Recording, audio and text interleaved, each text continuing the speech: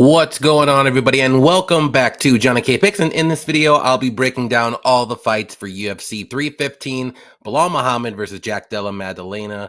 Now, first, before we get to that, please hit that like button for me and subscribe if you are new or if you just haven't. And don't forget to turn on the notifications so you know when I put out my videos on Sundays. Like today, I am a little bit later than usual, but it was a long, rough night last night. We'll get into that in a bit.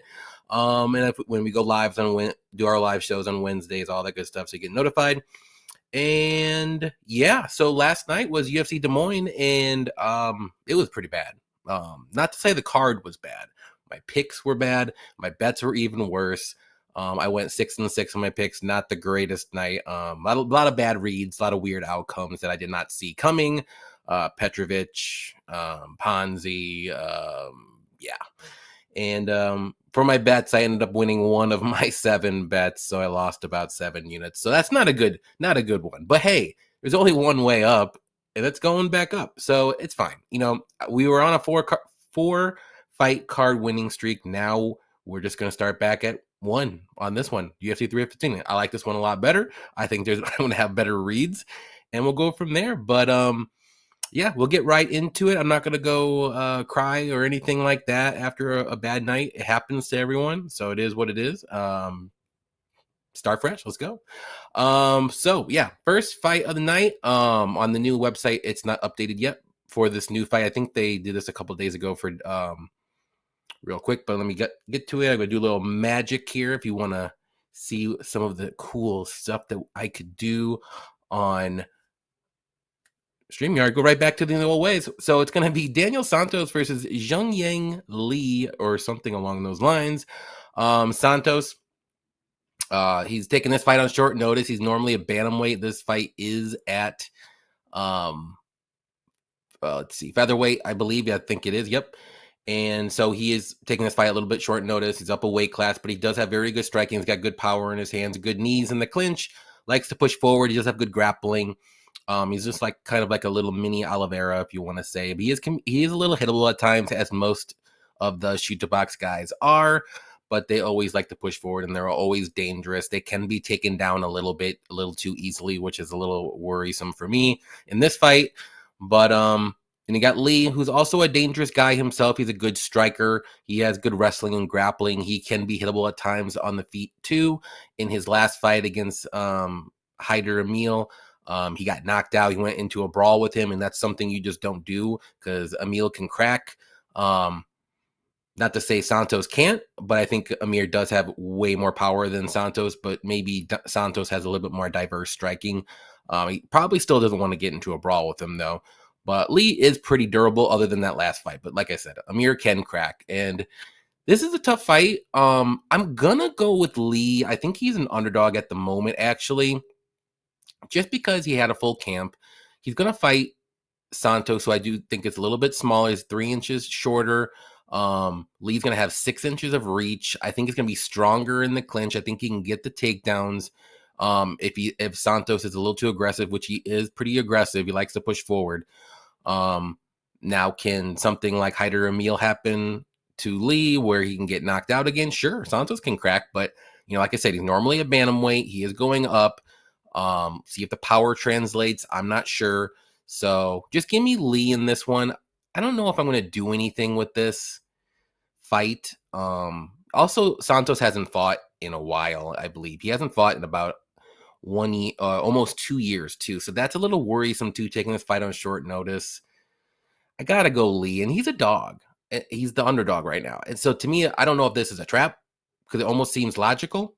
So I'm going to watch that line a little bit, see if more money comes in on Lee, maybe a jump on it before it gets to like a pick 'em, or if it widens, then I'm just going to wait and see if I can get maybe plus 150 or higher. So we'll see what happens. But give me Lee in this one. I'm not like super confident, but I'm not like overly confident. Well, I'm not like there's no confidence here, or what am I trying to say? This is a weird one. That's what I'm trying to say. So Lee, I'll say decision, though. I think he can get the wrestling going. But we're going to get out of this one, and we're going to go right back to the new way of doing things, of magic Hold up. Magic, magic, magic. There it is. All right. Next fight, though, that we're going to do is we're going to probably out of order, but it's okay. Brad Katona versus Bekzat Almakhan. And in this fight, Brad Katona is a solid striker. He's got good volume, great cardio. He's a dog. He's very durable. He does have some wrestling he can use too. Pretty good takedowns. Not dangerous whatsoever. Hittable on the feet though too.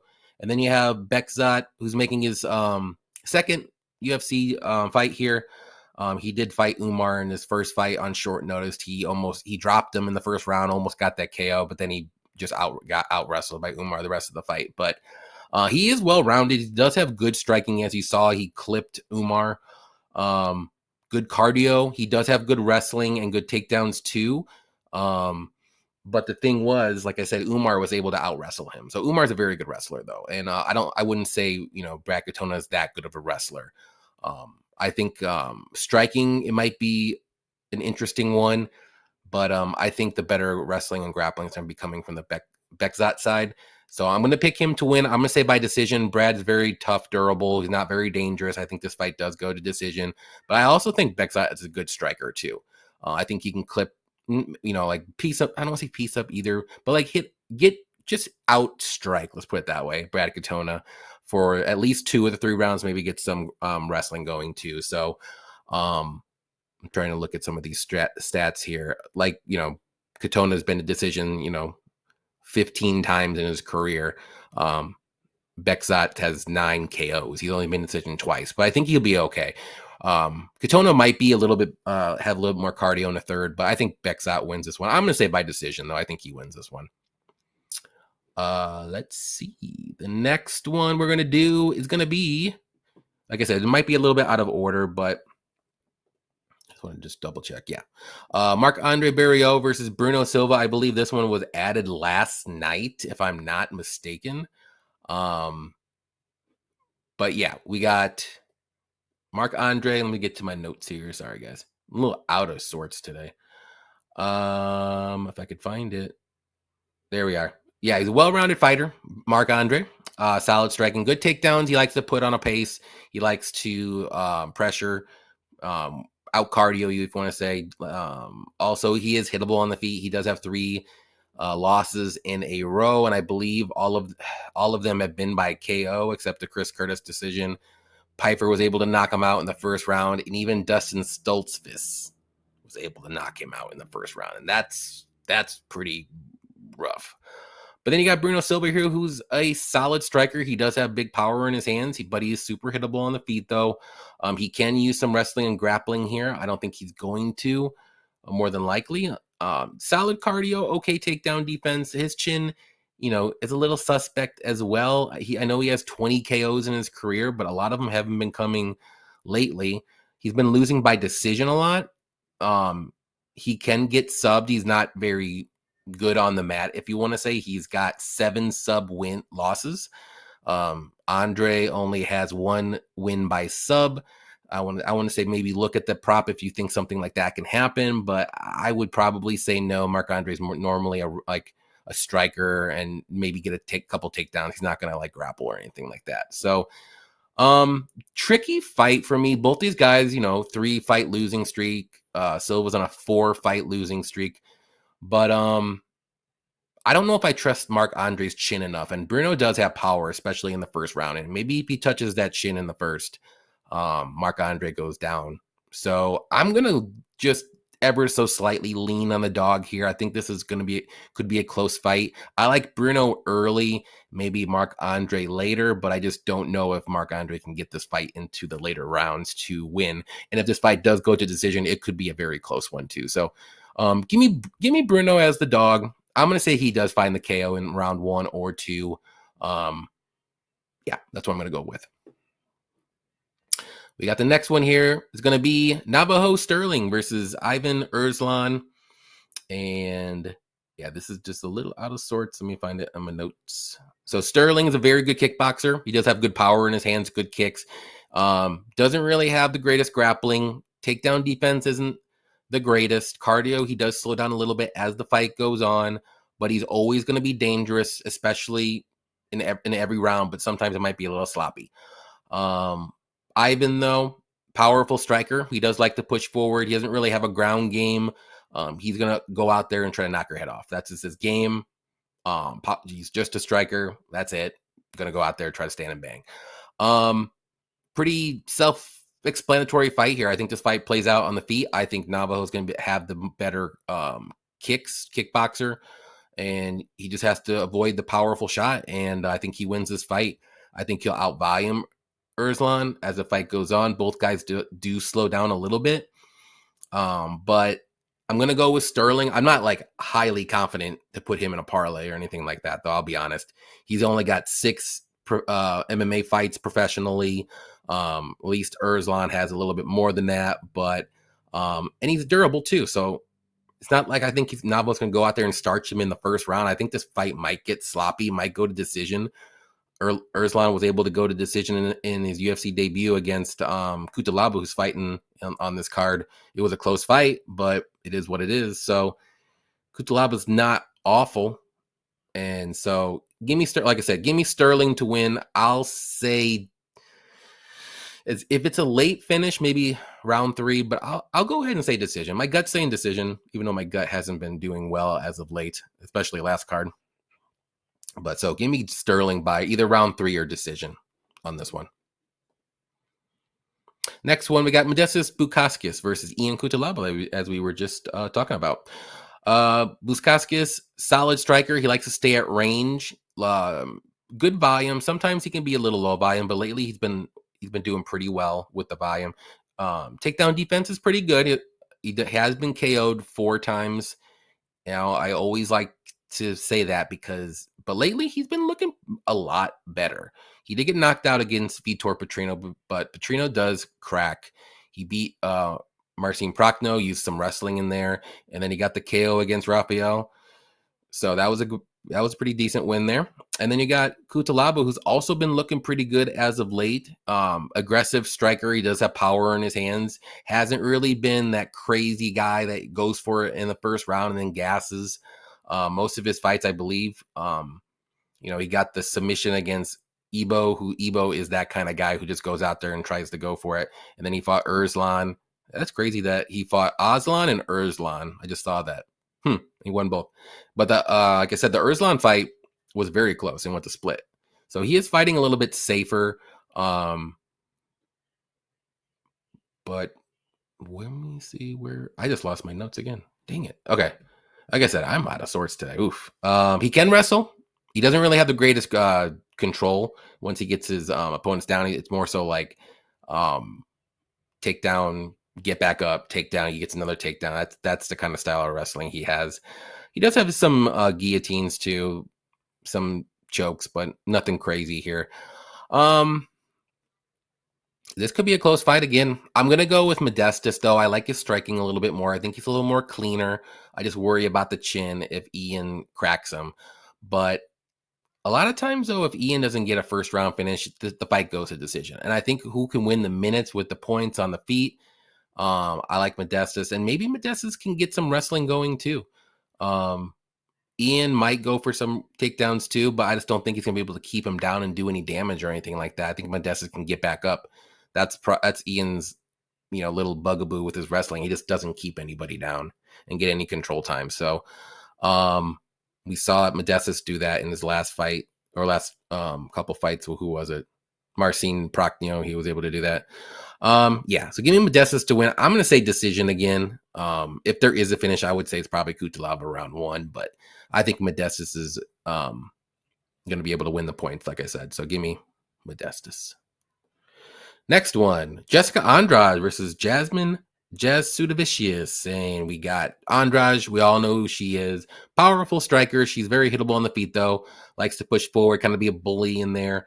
Takedown defense isn't that great. Takedown defense is 72%. But her takedown defense is just her strength. That's about it. Now, if you get a good, clean, technical takedown, which I think Jasmine can do, she goes down like a sack of potatoes and she doesn't really get back up. And then Jasmine's a very good wrestler, very good in the clinch. She's got good knees, good elbows. She's strong, good body. Once she has her arms around you, good trips for takedowns. Um, she's durable. She likes to push forward. I think she can take Andrade's shots. She might have to take a couple here and there to get inside so she can get a takedown. Her striking is looking pretty decent as of late too. I wouldn't suggest her to go out there and have a striking fight with Andrade, especially early. But once she does get the fight to the mat, she does have good ground and pound, and she's been working on her submission game too. I know as of late she got a couple submissions. She got the submission, or she's been going for some submissions, round 3 to submissions. I'm going to go with Jasmine here. I just think she can get the wrestling going. That's it. Jessica Andrade is always going to be live for a KO. Always a decent dog to back, but I just think her kryptonite in some fights have been wrestling. We saw her get out wrestled by, I'm not putting these people into the same category, but Tatiana Suarez, she was out wrestled by Erin Blanchfield. She was out wrestled by Valentina back in the day.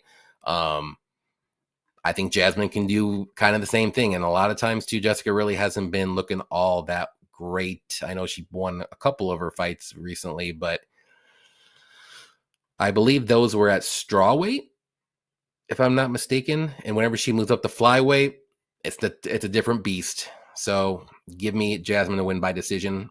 Maybe a late finish is live, round 3 decision, but I would say decision.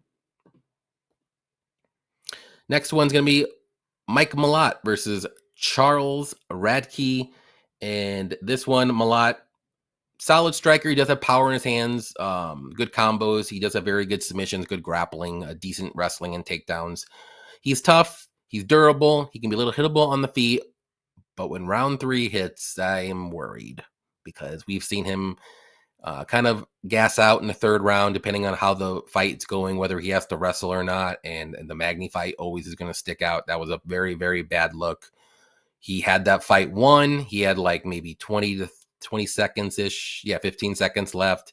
And he had nothing left. He could not survive. He just gassed. So that worries me. But he looked better in the Trevin Giles fight. He was able to go to decision. His cardio looked better, but I'm a little worried a little bit if this fight does get into round 3. But Charles Radtke, though, he's a solid, well-rounded guy. Good wrestling, good striking. He does have power in his hands. Very good left hook. He is hittable sometimes, though. He slows down a little bit, too. But he's very tough and durable, too. He's going to last all 15 minutes. But I like Malott here. I'm not overly confident. I like him to win. I think he's going to have the better grappling if this fight does get to the mat for sure. And the striking, I'm worried for like a little bit of both for both guys. Like Malott has power in his hands where he can get a knockout. And I think Charles Radtke has that good left hook that can knock out Mike Malott too.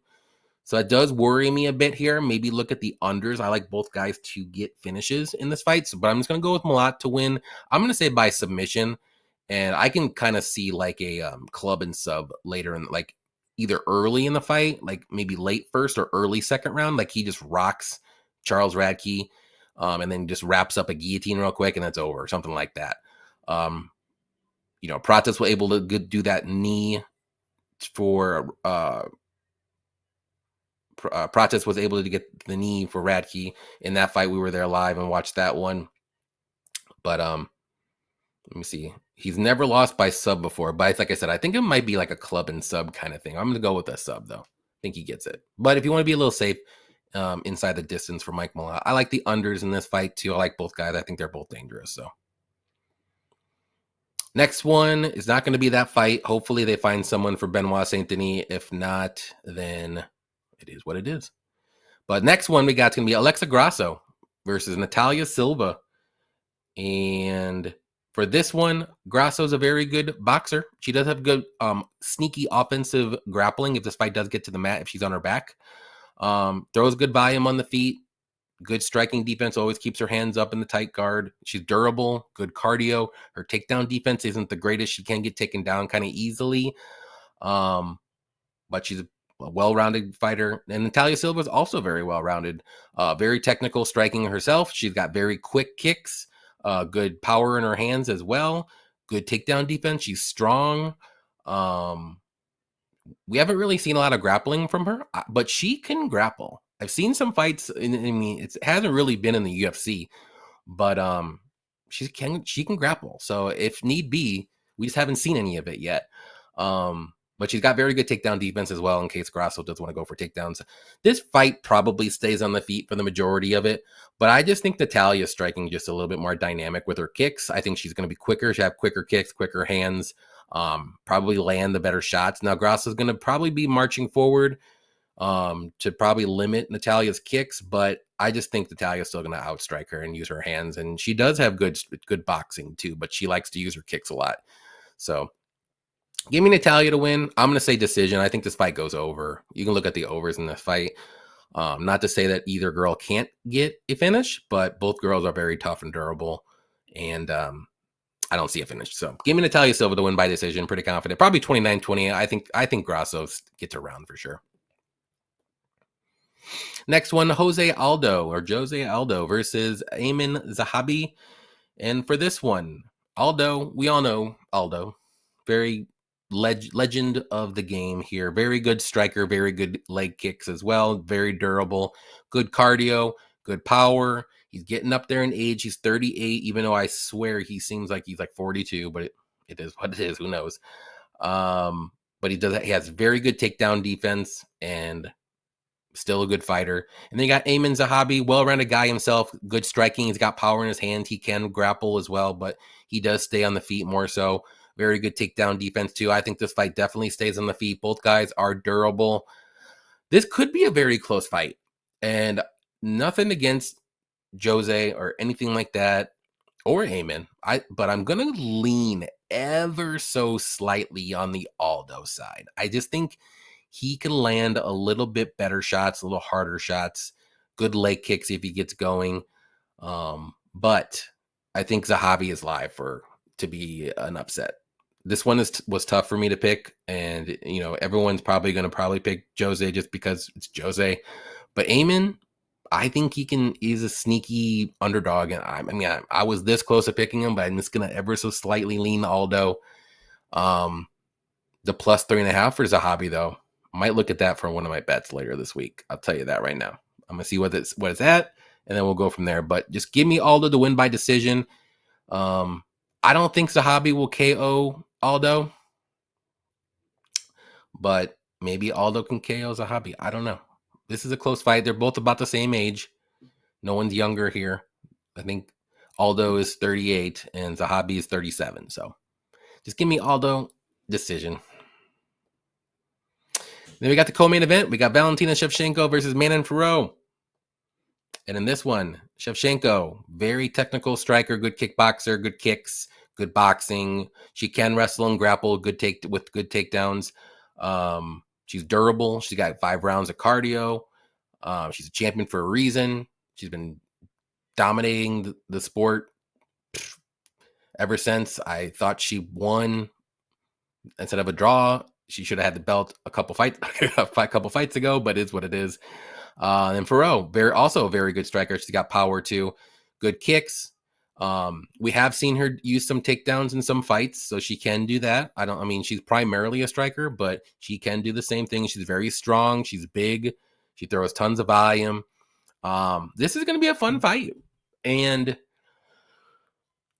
I think it's going to be a close fight.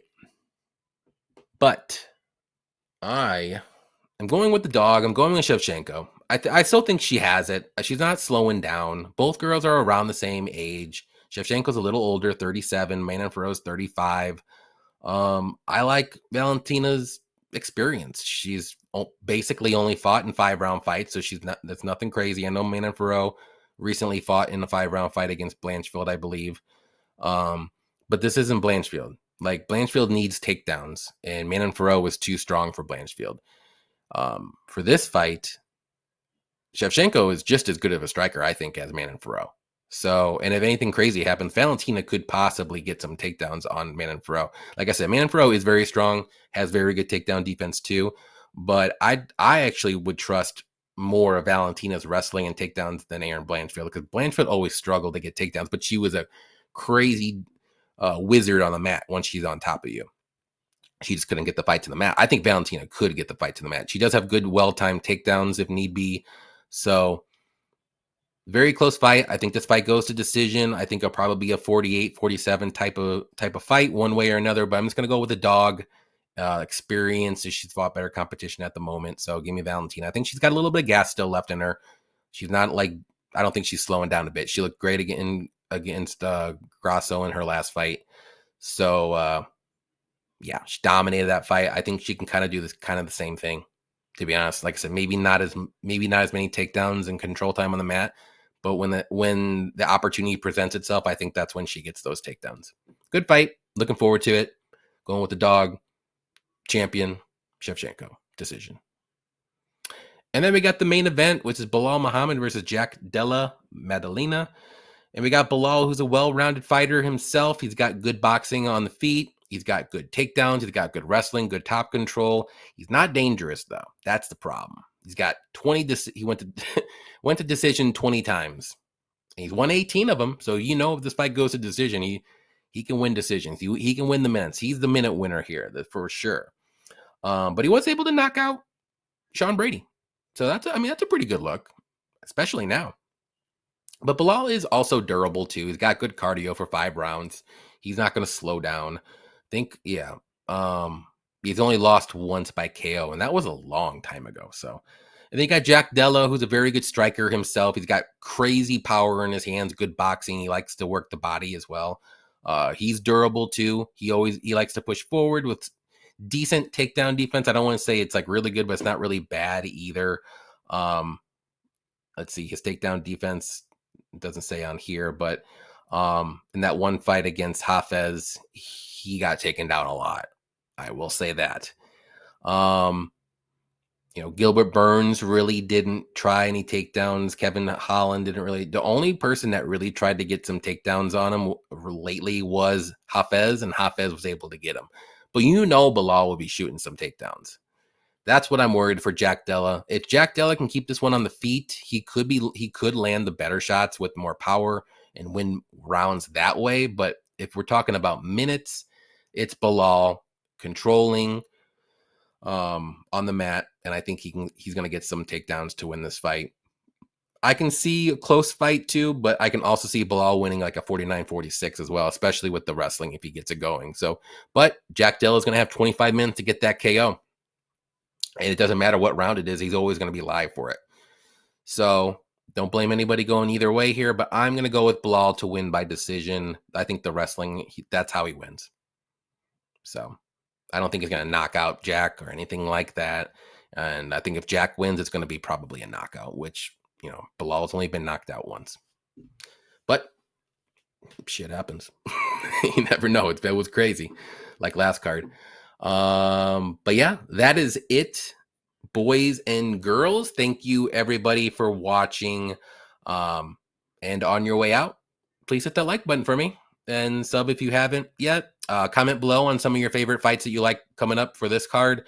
And also check out my Patreon, patreon.com/JohnnyKpicks. I always put out my early bets, my early cheat sheets for like betting. I put out there for time prop parlays, stuff like that. UFC survivor pools. Unfortunately, if you haven't joined up, you'll have to wait to the next one. What else am I missing? Defend your units. Wednesday night, we're gonna have a special guest on this one, and that's all I got for you. Actually, there you go. Under 30 minutes. I tried to go a little quicker, even though I think there's only like 10 or 11 fights anyway. So there might be one more fight added, like I said, against Benoit Saint-Denis. If there is, I will just post it in the comments below who I pick in that fight, or if anything else changes. So definitely be on the lookout for that. I'll just pin it so you guys see at the very top. So good luck with your picks. Good luck with your bets. Hopefully it's a better night for us and me, and because can't get any worse than that. So see you next time. Happy fight night.